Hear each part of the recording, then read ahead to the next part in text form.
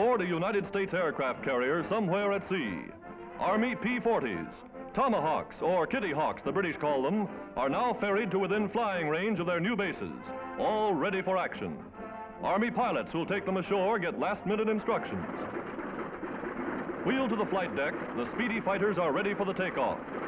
Part way by carrier, then the pilots deliver them the rest of the way.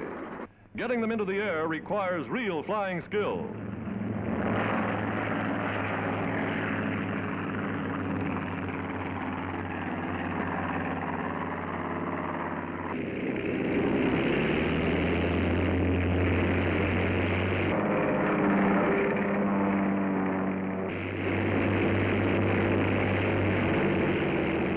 Full cooperation between the armed forces. Navy carriers speeding Army planes and pilots to United Nations bases overseas.